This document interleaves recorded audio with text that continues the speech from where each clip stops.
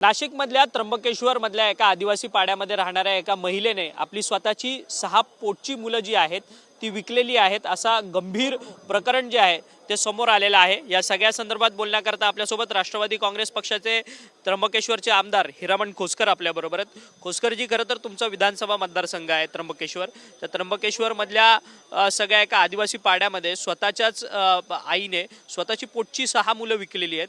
काय नक्की नेमकं प्रकरण आहे? तुम्ही या सगळ्या प्रकरणाची माहिती घेतली आहे का? नाही, काल मला जी पेपरला बातमी वाटली, टी व्हीला चालू असताना मी बघितलं आणि माझे सभापती मधुकर झोले त्यांना विचारलं तर त्यांनी सांगितलं का वस्तुस्थिती खरं आहे असं लोक सांगतात आणि मग काय विकलं कसं विकलं तर मी समक्ष गेल्याशिवाय मला इथे काही कळणार नाही। परंतु बरेचसे आदिवासी मुलं आहेत त्या ठिकाणी लोकभूमी नाहीत आणि तिला वाटत असं अरे मुलांची घरी हेळसांड व्हायचं काय तिच्या डोक्यात असेल, पण असं करू नये ही आमची विनंती, कळकळीची विनंती की मुलं बाळं नसताना लोक दवाखाने, डॉक्टर, पेशंट हे ते करूनही सुद्धा मूलबाळ होतो आणि असे मुलं बाळं विकणं हे चांगलं नाही। खरं तर आदिवासी पाड्यामध्ये सोयीसुविधा अजून देखील पोहोचलेल्या नाहीत आणि आपण अनेक जवार असेल, मोखडा असेल, पालघर असेल, सोयीसुविधा भरपूर झालेल्या शासनाने दिलेले आहे।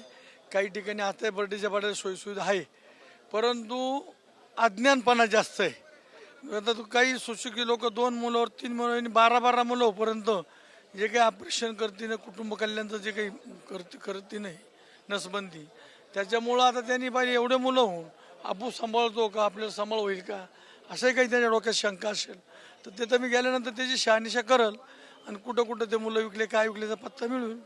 धन्यवाद, तुम्ही आमच्याशी बातचीत केली। आमदार हिरामण खोसकर आपल्याबरोबर होते। हिरामण खोसकर यांनी सांगितलं की ही सगळी घटना जी आहे ती मला कालच कळालेली आहे। त्र्यंबकेश्वरमध्ये 6 मुलं स्वतःच्या आईने विकलेले हे प्रकरण आहे। त्या सगळ्या संदर्भात माहिती घेईन आणि त्या सगळ्या संदर्भातली माहिती घेऊन नंतर त्या संदर्भात काही कारवाई करायची आहे का या सगळ्या संदर्भात देखील विचार करेन असं मत जे आहे ते आमदार हिरामण खोसकर यांनी आपल्याशी बोलताना व्यक्त केलं आहे। व्हिडिओ जर्नलिस्ट रोहन पवारसह अक्षय मंकणी, TV9 मराठी, नागपूर।